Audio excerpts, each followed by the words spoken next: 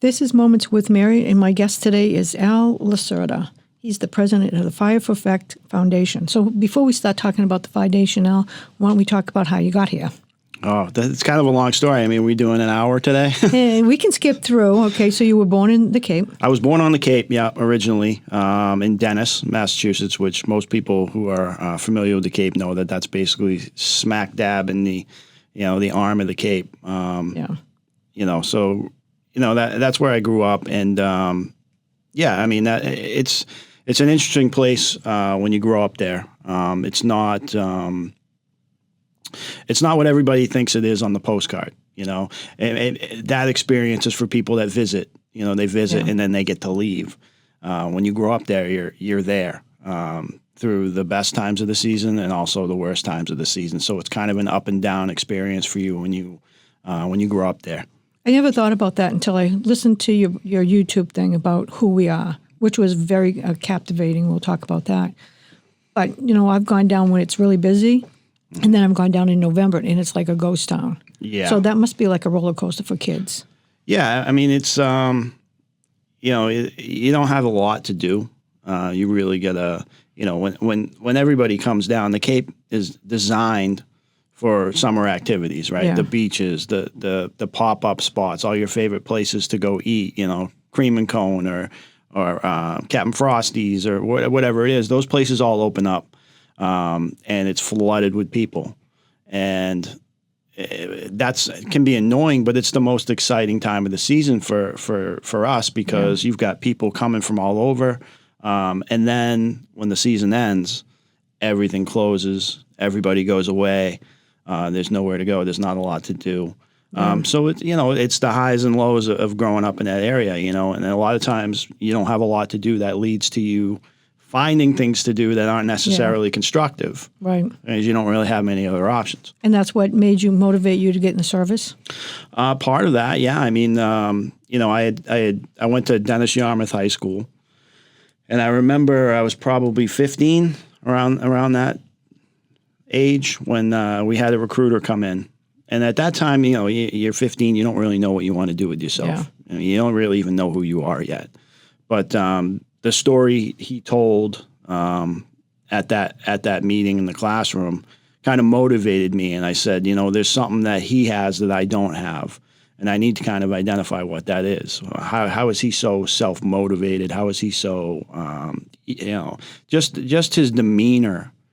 I wanted that, and I wanted to find out how do I get that, and that kind of led me into making the decision that if I stayed here, I was going to end up like, not that there's anything wrong with living on the Cape. There's nothing wrong with that, but I had this. You had a different calling.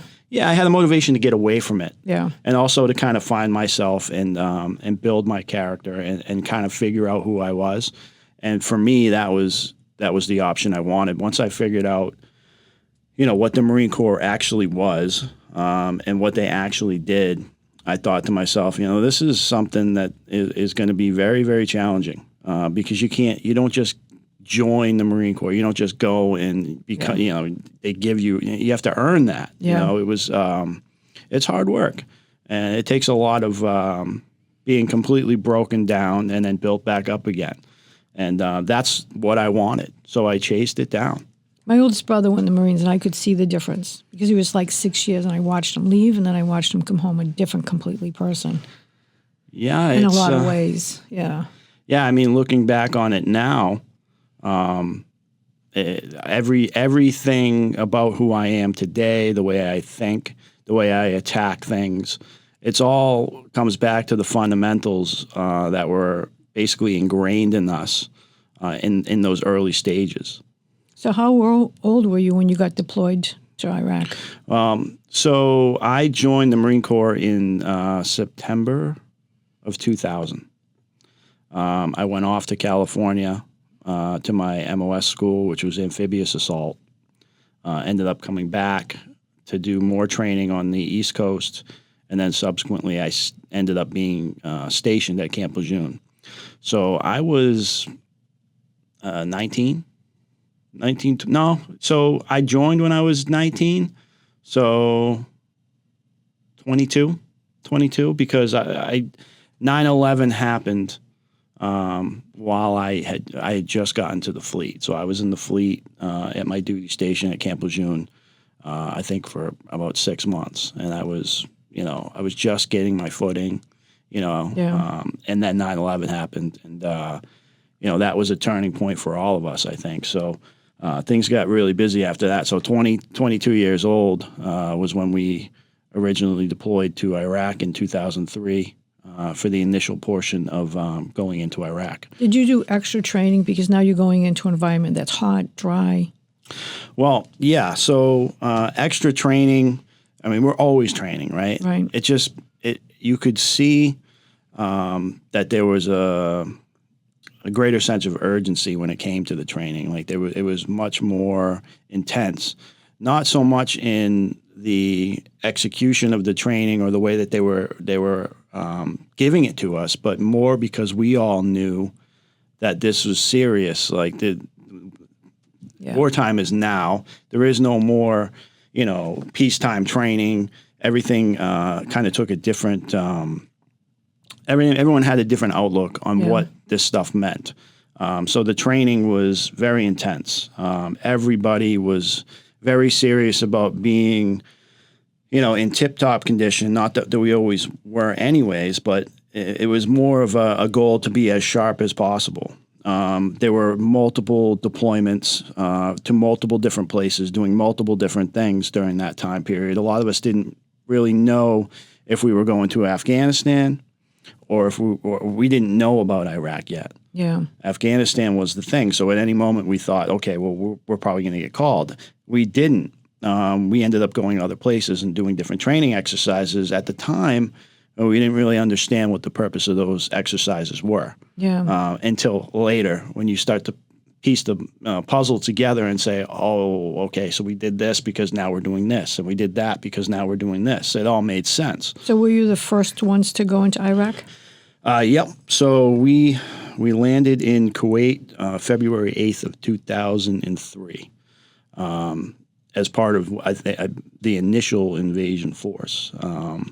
We spent about a month in Kuwait, in northern Kuwait, training, acclimating to the heat before we made that push over the southern border into Iraq. Yeah.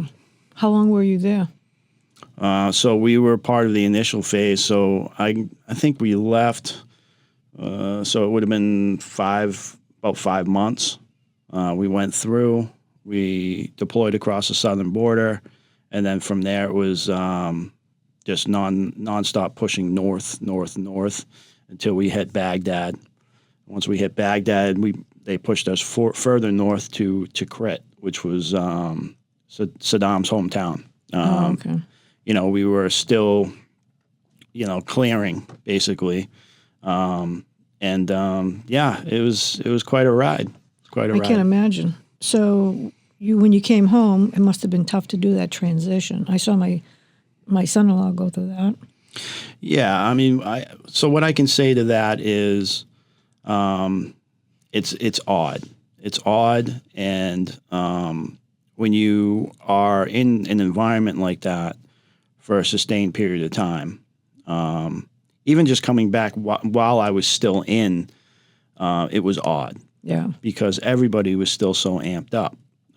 Because we knew that this thing wasn't going to end anytime soon. So it was going to be an endless string of deployments. You're going to come back. Yeah, everything's cool. You're back in the United States. Everything's fine. But you know that it's coming. You know you're going to get that call to go back again, either to Afghanistan or to Iraq. So that was stressful in itself. If you're talking about completely divorcing yourself from the situation, if you're talking about completely leaving the service, that's a different story, because that in itself brings a whole different element to it, right? You have to remember, like, when you're 19 years old and you're in this environment, you wake up in that environment. You live and breathe it. You live and breathe it. You're with these guys all the time. And I say guys because I didn't have females in my unit. Yeah. But yeah, so You wake up in that environment every day. Those are your people. You do everything together. You train together. You go out on the weekends together. You're always together. Yeah. They have the same shared experiences. They understand what you may be going through, or they understand all the situations that you're in, right? When that ends and you leave that environment and everybody scatters to their different parts of the country that they live in, that's gone. Yeah. And suddenly you realize that you're in a situation now where you don't have that anymore, and you're kind of feeling like you're off on your own, right? Yeah. Which then leads to, a multitude of other problems, right? But you went to the VA. What made you Eventually. decide to go to the VA that you find? Because a lot won't for some reason. Well, in the early stages, and we were talking 2006, 2005, 2006 is when I first attempted to go to the VA. At that point in time, the VA didn't have the best reputation. No. And it was not a good environment to walk into. It wasn't very welcoming. Going there in the first place is a challenge in itself, because you have to kind of break that mentality of like, I'm fine, there's nothing wrong with me, I'm good. You have to tell them why you're wrong, what's wrong. And That's then hard. My first experience was not a very good one. I got angry and walked right out. Yeah. And that was typically, around that time frame, that was a typical response. Yeah. Since then, things have improved immensely. The VA is leaps and bounds ahead of what it's ever been, in my opinion. And judging by what I went through in the early stages to where things are now, it's a very constructive environment. I'm glad they stood up and stepped up. Yeah, it's helpful. On that YouTube, I liked how you said that you're a better version of yourself. Yeah, I think when you hit a level that you kind of feel like it's rock bottom. Yeah, it's hard not to be a better version of yourself. I was lucky enough to kind of find my way out of that mentality. Some people do not. So I try to encourage people to really hang in there, to let go of the idea that there's nothing wrong with me. I don't need to go see anybody or talk to anybody, or it's a poor way to think. It's hard though. You've been trained as a Marine and a fighter and all that. So yeah, I mean, you're always very adamant about not showing any sort of weakness. It's kind of ingrained in you, and that's this. But it's not always a healthy way to look at things. Yeah, or to live. So you decided to go to Bridgewater State University, and you said that's where they helped you, and if you wouldn't be where you are if you hadn't gone. What happened during that time? Well, I made the decision to get back into school, at a late age. The VA gave me that option, and I decided that I had spent years in policing, and that was the decision that was made, that this would be a better option for me for many reasons. And I took it, and I went and got a degree up on the North Shore, and I did really well. I mean, it had been since '99 since I had been in school, in that and kind of environment. I'd been to many different schools, but shooting instructor school and all these other schools, and it's not the same thing, right? The workload is still a lot, but it's a different environment. I'm going into an environment now where I'm an adult going in with 18, 19-year-old kids that are basically just starting out in college, right? Yeah. So I went and got a 2-year degree, and then I made the decision that I was going to go get my 4-year degree, and they had said, you can pretty much, you've got like a 4.0, you can go pretty much to any school you want to around the city. Good for you. And we'll pay for it. And I said, I don't want anything to do with going to school in the city. I don't care about any of that. I want to go somewhere where I think we're going to focus on what I'm there to do, and that's it. I don't want to hear about any other nonsense. So BSU was the choice. So I moved my whole family here. And that's how I got here. And it was was a good experience. It took me a little while to kind of get used to the idea that I was with younger crowd. Oh, you must have felt much older because here you'd gone through a war. Well, yeah. I mean, life experience I think matters. Yeah. Perspective matters. Both in recognizing why you're there in the first place, and then you're wanting to accomplish a certain thing. All that stuff factors into success, right? So Yeah.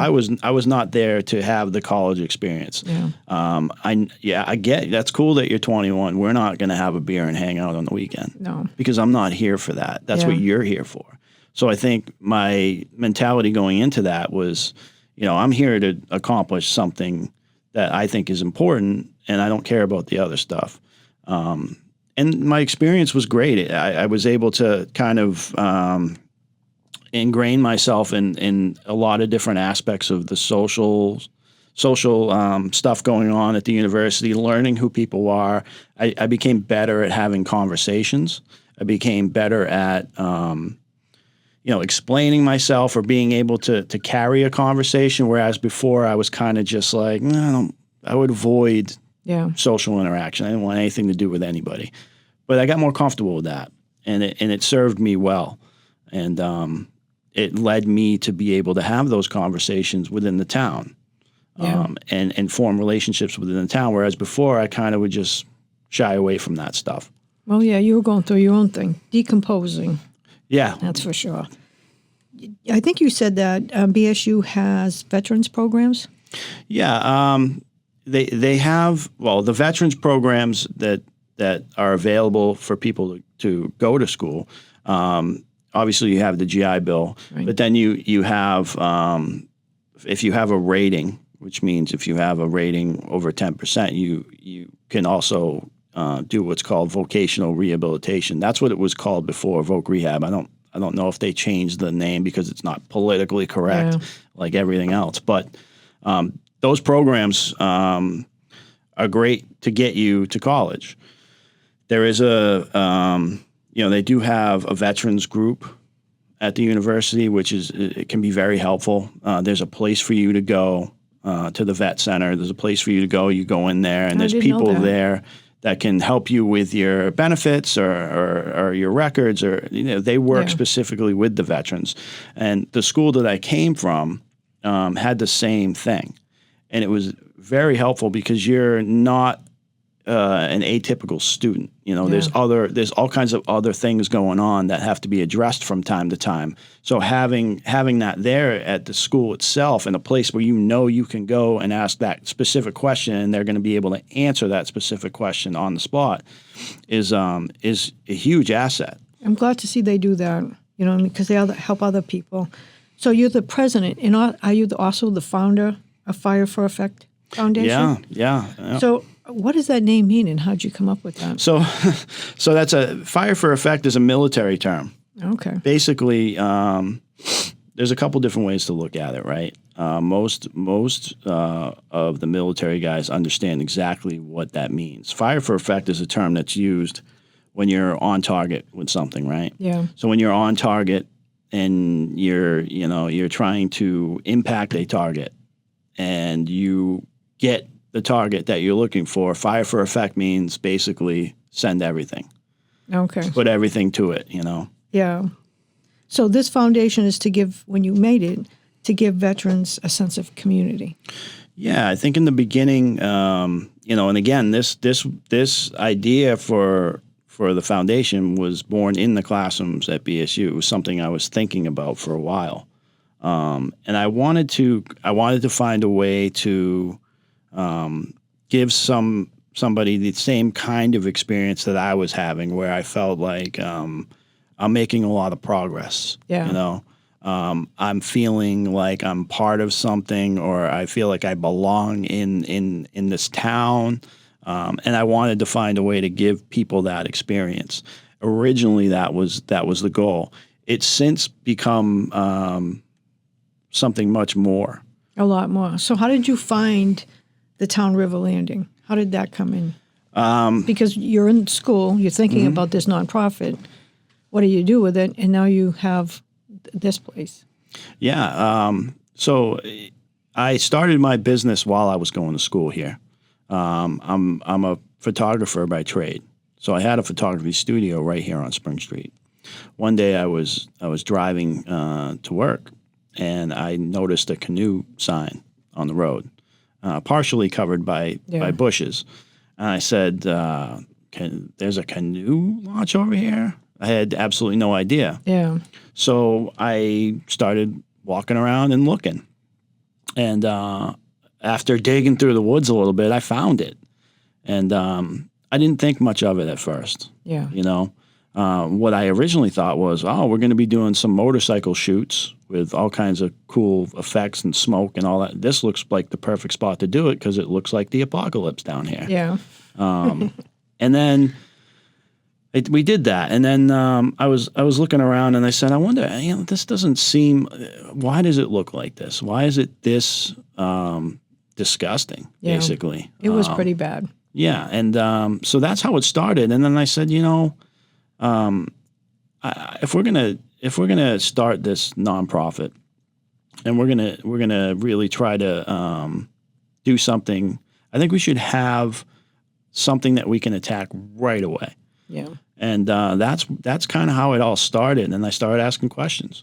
And I went straight to the town manager and I started asking, like, what's the situation with this area? It looks like somebody really wanted something nice to happen here. What happened with it? And that's originally how it got started. So Mr. Dutton helped you get a lease on the land so you could have your... Yeah, that came eventually. Yeah. It came after a couple years of us working on it. So when you say us working on it, was you and a bunch of volunteers? It was me and a few guys. Yeah. With chainsaws and... It's a huge, because, I've gone by, I've even drove down here to see, where the canoe is and stuff, because I like to fish and I have grandsons. It was like, you can't come down here. Yeah, no, and that was the unfortunate part of it. And I thought, one of the things that I started to do when I came to this town, and it's been 7 years now, I think, was I really just listened to what everyone was saying. And I tried to identify what do people think is important. And like the river's important to people. The natural resources is important to people. Identifying areas of town that don't look very good is a problem for people. Things like that. And I said, like, this can be a multifaceted thing. We can provide that sense of purpose to people, do some good, but also it doesn't just have to be that. There can be a community aspect to it. We can take one of these pieces of property and we can clean it up, and we can give it back to the town. Yeah. But then we can use it as well. We can find a way to bring events to the town that we don't have on a consistent basis, because that was another thing that people always say, well, there's nothing to do here. So I said, let's just attack all of it, and let's find a way to bring it all together and mesh it all together so we address a lot of these things all at the same time. And that was something that at the time, Michael Dutton was very receptive to. He understood what was formulating in my head, and I met with him. I met with the highway department. I met with Jim Small. I met with everybody that I needed to meet with. You're very motivated. With a game plan. Yeah, you have to be, or you're not going to get it done, because nobody cares. No, it was a mess. It's once someone starts it, you know what I mean. But to start it and to see that, you had to see it. You saw it, and your dream kept getting bigger with just the nonprofit. And now you're going further with events and clean. You guys built furniture back there. Now you have what's it called, a trailer? So you're working on the trailer? Yeah, we have a 40-foot high top that's there that Grants Rental graciously donated to us, and that's part of the plan going forward. There's obviously a 3-year, 3-phase master plan floating around out there right now. Yeah, I have that. We'll have to talk about that. But what I'm interested in is, how did you come up with First Responders Day? And it's the last Saturday in every April, and then it became a holiday for Bridgewater, right? Well, yeah. It's definitely a day of recognition by the law, and we are, and that's something that I think I say me, but the whole team is proud of. You know, it's originally the idea for it came because, you know, I'm never gonna be the guy that's gonna get on the microphone and blah blah blah blah blah. Oh, this and this and this needs this. It's not gonna happen. If I identify something that I don't like, I will take actionable steps to correct that by creating the alternative, right? Because that's way more effective than hearing me drone on about how everybody's wrong and I'm right. And it doesn't make sense. So there was nothing ever gets done. It's just there's always a semantics argument, or everyone wants to talk about everything all the time. It's a waste of time. Yeah. I don't want to hear what you have to say most of the time. I just want to get it done.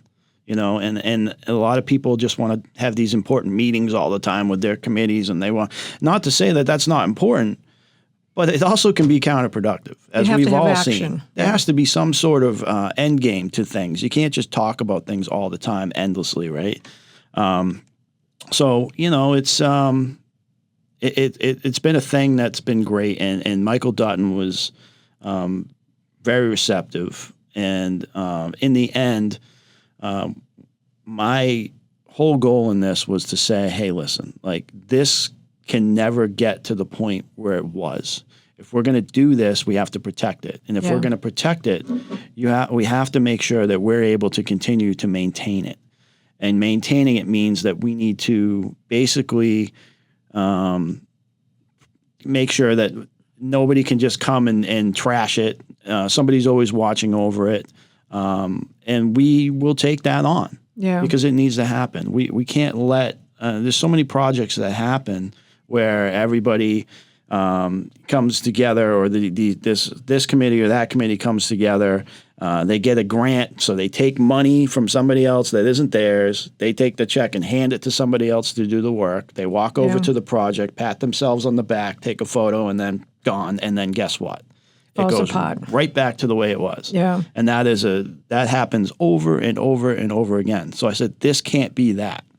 If we're going to do this, we have to protect it. And that's how we decided to protect it. And he was, and so now we have that agreement with the town. Yeah. And you have a lot of support because you've brought in a lot of people, like first responders. You made this area, on the map. With I mean, I went off on a tangent there. That's okay.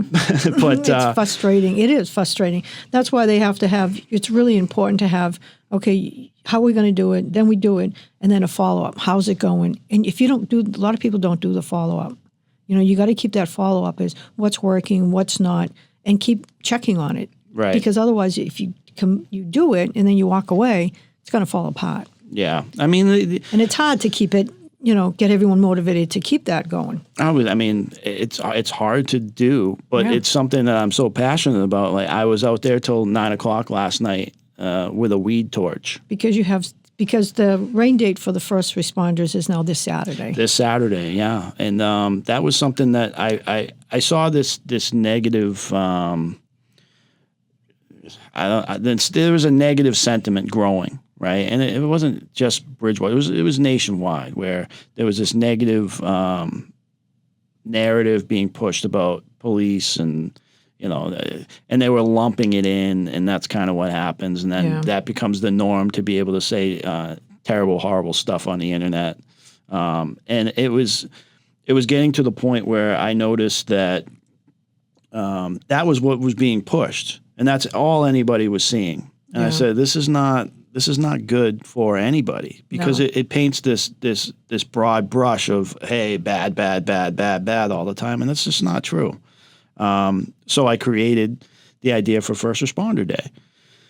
And I thought, okay, well, the idea that everybody looks negatively on these people that do this work is not true, and I'm going to show you that it's not true. So we created this day originally 3 years ago to celebrate them. And at first, everyone was skeptical. Well, who's doing this? What's this for? No catch. I just want everybody to come together on one day, meet Mr. and Mrs. Policeman, policewoman, the firefighters. I want them to be able to, I want these kids to be able to come and interact with these people, as people. Yeah. Not on a call, Yeah. you know, but understand that, hey, like, this is your neighbor. This is somebody who gets up every single day, puts on that uniform, and serves your community. And in the beginning, I was dealing with comments about, even from some of the council members about, oh, we have National Days of Recognition. I was like, yeah, it's a nice sentiment, National Day of Recognition.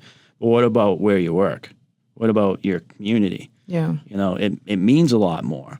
And I said, you know, it doesn't cost anything for you to make this official, to make this something that you recognize officially. It costs nothing, but it will pay dividends. Oh, yeah, because kids now can see, you know what I mean? It's different because kids will listen to parents and see their reaction. Mm-hmm. But because you could see fathers were trying to help kids escort the police with, you know, water and stuff. Yeah. Which was pretty bad when it was a bad time that we went through. So now they can see them, you know, in a good way in what they do and the dogs that they have and the equipment, and they can interact. Yeah, because it's just people, just like us. You got to change the perspective of them. Yeah. And the only way to do that is to create something like that. Yeah. And you know, at the time, the town council was extremely receptive to that. Yeah.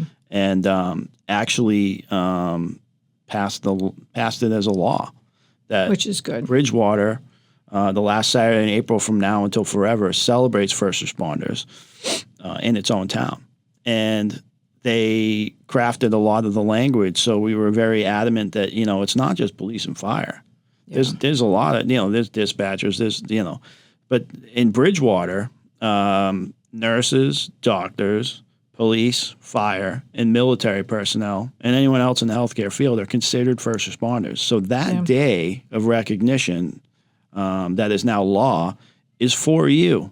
Yeah. It's a day where you can come and people can just celebrate the work that you do and show their appreciation for the sacrifices that you make, because it is not an easy job. No, it isn't. Even like, you know, some of the places I worked at, interacting with social workers, some of these social workers that have to go to check on foster kids and stuff like that, the things they see. So I look at them almost as first responders because they see some tough stuff too. Yeah, it's definitely a tough job. It is. And I've done it. You know, it's not easy to deal with everybody's. You know, when they're at their worst. You know, when things are not going well. That's primarily when you're getting the call. Yeah, it's never like, you know, the kitten in the tree calls. Yeah, those are few and far between.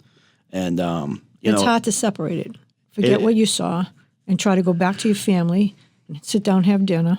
That's tough. Yeah, I've made this, I guess, this comparison many times before. It's the military, a lot of these jobs, they're high stress.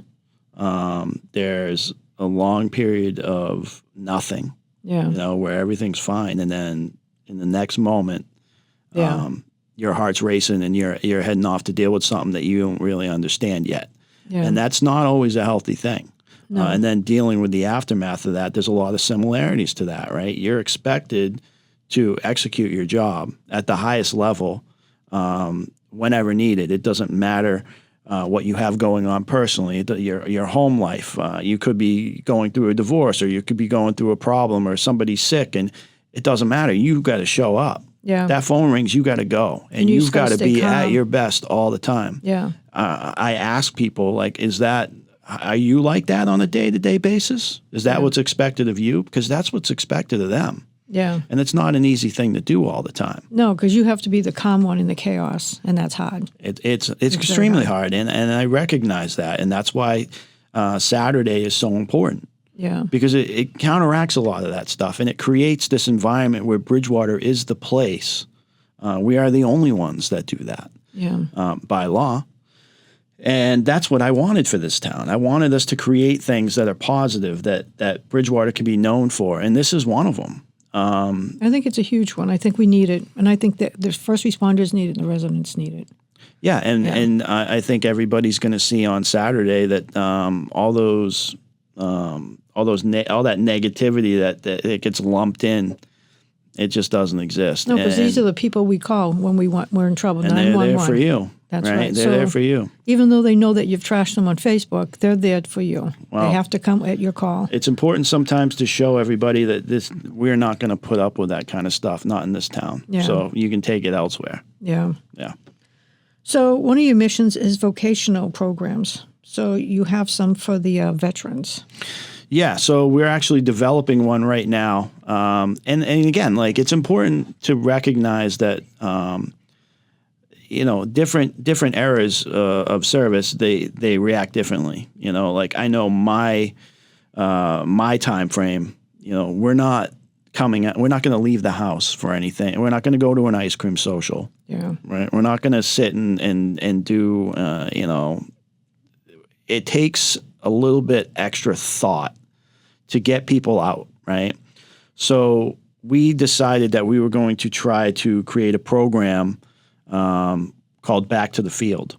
And Back to the Field utilizes, again, another underutilized space within the town at Titicut, where we take veterans and first responders out for the weekend camping, and then we bring in programs that are going to get them excited, maybe give them a hobby or something to grasp onto that they can put their time into, because that's what I found is something that is kind of lacking. Like when you're in that space, you're grasping for something to occupy your time, something positive, putting down the bottle and picking up something that is going to be constructive.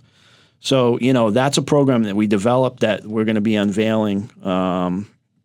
And what will happen is we go out camping on the weekend. It's called Back to the Field. And then we bring in different things. Yeah. So we're bringing in, we're going to be bringing in, like, for example, one of my military friends in Texas is a competition barbecue cooker, right? Yeah. He goes around to the World Series of Barbecue, and he competes competitively.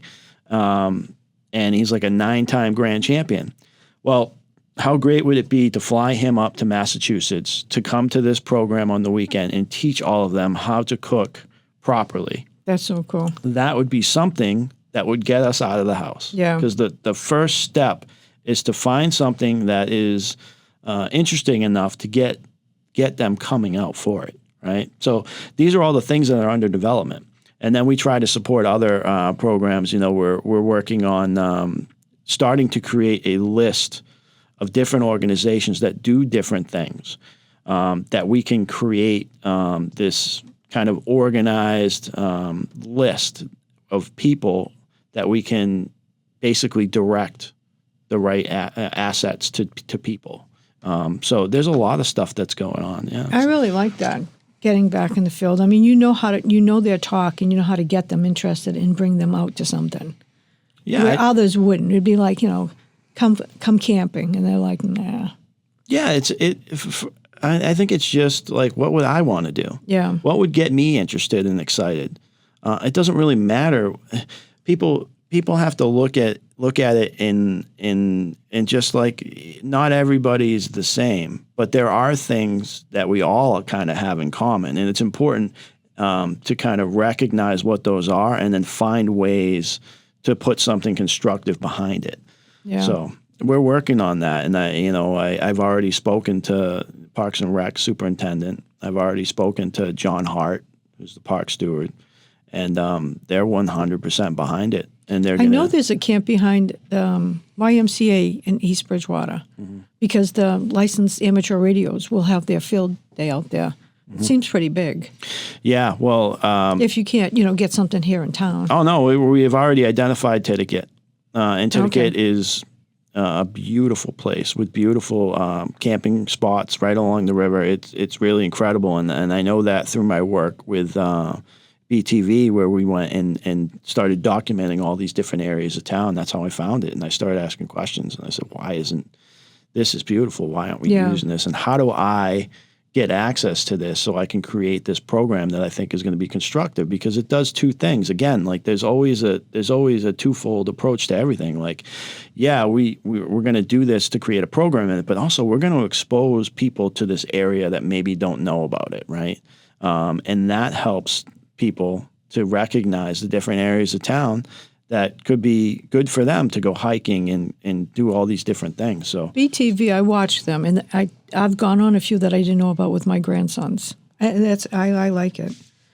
All right, so you state that this is good because you bring the veterans together under something, and they need that. They need to come together, in a different way, not just sit around a circle and talk about what they've gone through. So I think that's going to be very helpful, that they're camping, and you have that social aspect. You start talking, and you have that support there. So I'm really glad you're doing that. I think it's amazing. thank you.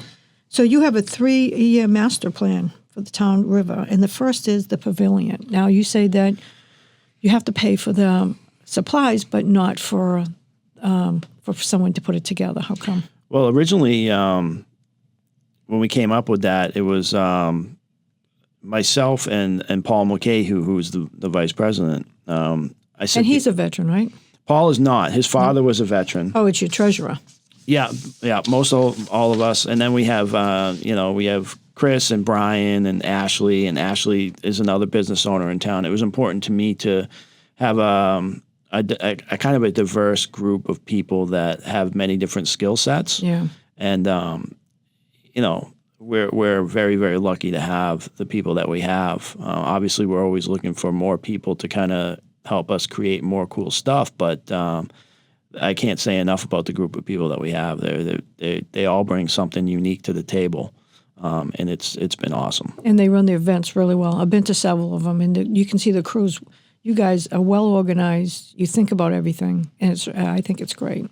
Yeah, I mean it's something that we've developed over the course of these past 3 years. In the beginning we had no idea what we were doing, but over time we've developed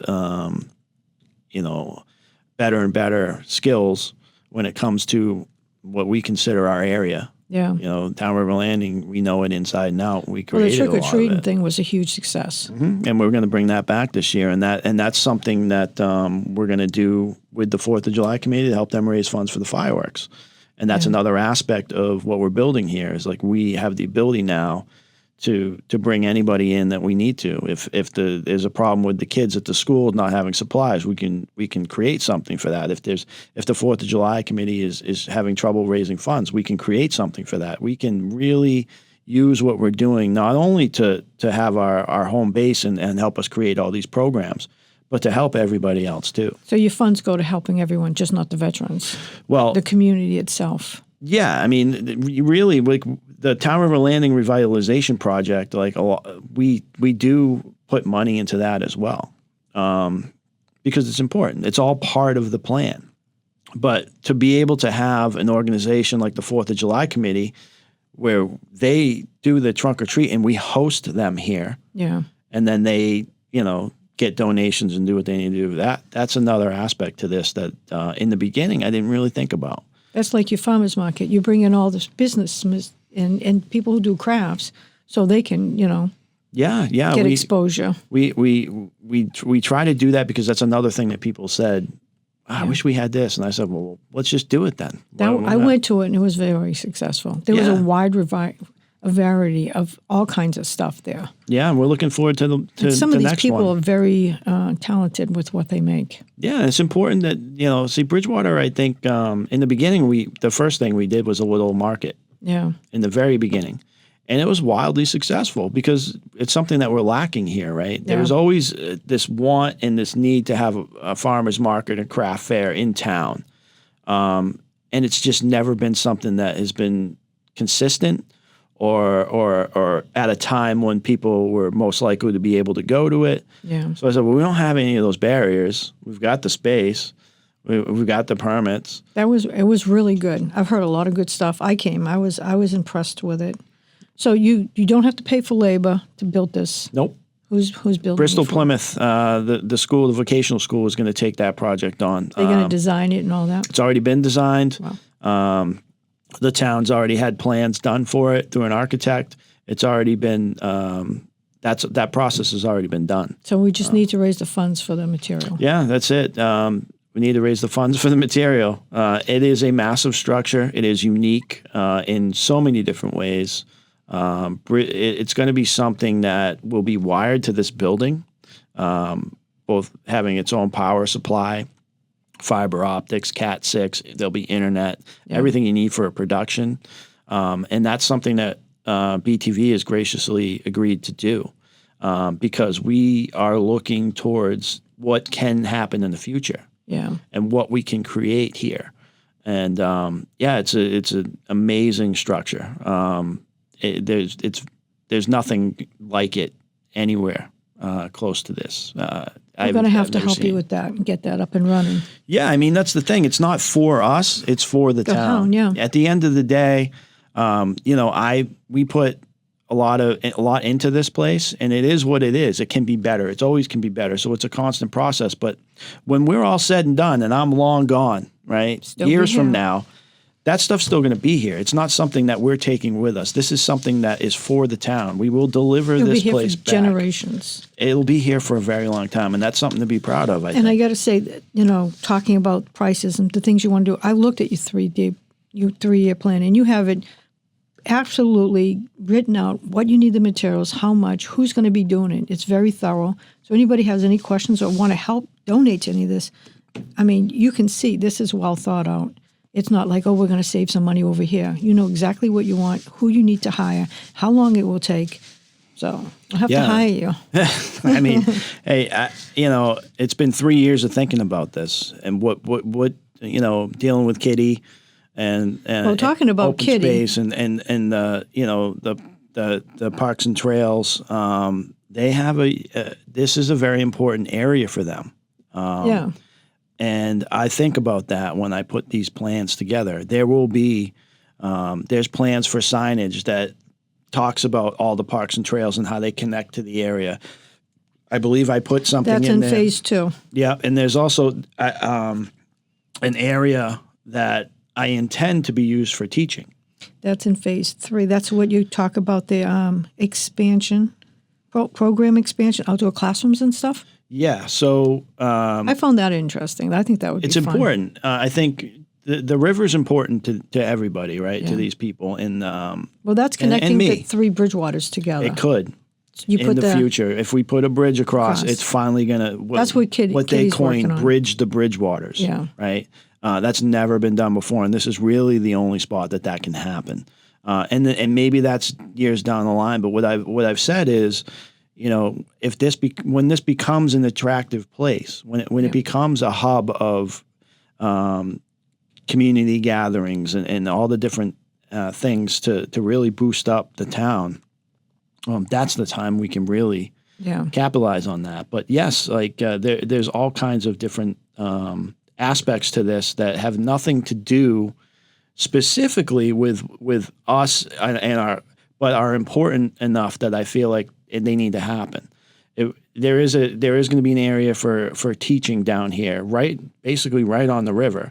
So you're talking about your biology students, you're talking about the university. They can come here and actually go out and explore these areas, using their science classrooms and things of that nature to really kind of bring all of that together as well. Yeah, because the Taunton River, we have residents who are on that committee, belong to that. And I've gone to a couple of that. And that would be good to come down and test our water and stuff like that, the kids knowing. So they see the importance of our water. They're not going to trash it. And they learn that, taking out some trees is good, not others. You learn a lot that you have no clue about. So we'd definitely like to help you with that, the town, the council. So because I've read all your stuff, I've looked at the Community Preservation Committee, and they actually feel that you guys are important because on their, I think it's a 5-year? Yeah, the 5-year plan. It says that they want to create, preserve, and acquire neighborhood-level open spaces like the town river landing. So they have you in there. So you can't apply for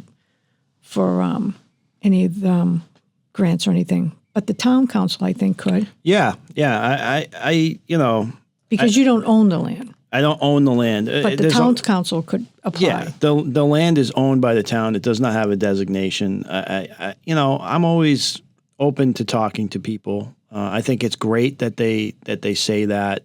I think that a lot of what we're doing here is to advance the town in some way. Yeah. I live here.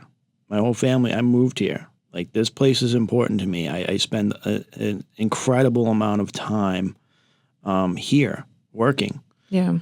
After hours, on the weekends. I'm here all the time because I really do believe that if we are successful in this, that is going to be here for a very long time, and it will have a very positive effect on the town. And that's why I do it.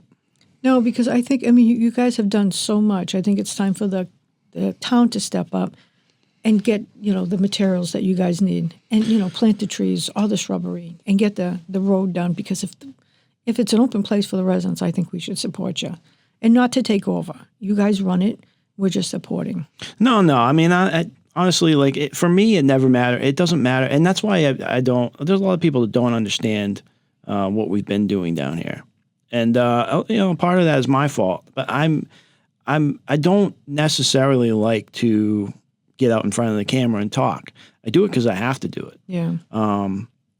But I do think that once people understand what we're really trying to accomplish here, and that it's really for the town. It and benefits for the people everybody. in the town. I don't have any skin in this game. None of our people take a paycheck. Yeah. We don't get money for the time we put into this or what we do. I remember in the very beginning, when I started the nonprofit, I had to find the money to do it. It cost a couple grand to get everything in order the way it needs to be. And but I believed in it so much that I made that investment. And here we are, 3 years later talking about master plans. That was never something that I anticipated, but here we are. And the more of these things that we do, the more of these events that we do, the more I understand the value in taking what was a pretty nasty place and turning it into something that now I see people, laying on the grass in the sun, walking their dogs. You couldn't do that before. And I remember the first time I saw somebody actually sitting on the grass with a blanket, and I said, that wasn't possible last year. I know when exist. I've talked about it, someone's like, why would you go down there? I'm like, you got to go by. It's so different. And after, hearing you talk on your YouTube video and seeing your master plan, I can visualize, the plans that you have and how it should look. And I'm gonna be a counselor that supports this, and I know other counselors would, because we need to get this up and running, and they need to come down for the events. So we appreciate all the work you've been doing. So yeah, I mean, obviously we appreciate the support. The town people have been very good. There's been a lot of people. You know what I mean? Yeah. You had a huge crew down here. Well, not huge, but you had a good crew down here that were willing to clean up. And then, the guys to you got a lot of furniture done. Yeah. We were very lucky to have people volunteer, Johnny Loretti being one of them. And, that's not something that, obviously being a counselor, every time you do anything, everyone's always going to say, like, oh, he's doing that for, get on camera. Okay, well, there's a lot easier ways to get on camera than digging with a shovel all day long. So if you're one of those people on the internet that likes to take pot shots at people, come on down. I got a shovel for you. No, I know what Johnny's heart is. He's just had a daughter. This is his town. He wants to make it better, and he knows this is an important place. You know what I mean? And it should be taken care of. So people have to step up and say, hey, we got to do this. So we appreciate you. Yeah. Well, it's nice to be appreciated. I never, for me personally, it doesn't matter who gets credit for it. I don't care. The only thing that I care about is that it gets done. Yeah. That's all I care about. I know. I don't care who takes credit. But we'll give you credit for it. I'll pass it on to somebody else. We'll put your family name on the pavilion. How's that? No, it's got to be something. We'll put, because generations, everyone has their name on something, and we'll do that. I think there's many people who deserve to have an honor like that. Like I said, I think for me, just the fact that it gets accomplished is all I really care about. I don't really care about anything else. Well, we're going to help you. I appreciate that. All right. Well, thanks for having me, for coming on, and teaching us all this stuff. We're excited about it. And we'll be here Saturday. yeah, well, hopefully, so Saturday, it's been notorious for being rainy Saturdays every single time I plan something, pretty much. However, it looks as though this Saturday is going to be a great day. And yeah, we're excited to have everybody down and just have a nice, relaxing day as a community. Nobody's going to be down there. We don't let anybody come down and mess with anybody. There'll be no petitions to sign or vote. This is not that place. No. We want everyone to be able to come here and just separate themselves from all of the other stuff that's going on and just have a nice family day, community and just day. spend time with our first responders. That's the only the day is for. That's it. Well, thank you very much, Al. I appreciate it. Thanks for having me. All right.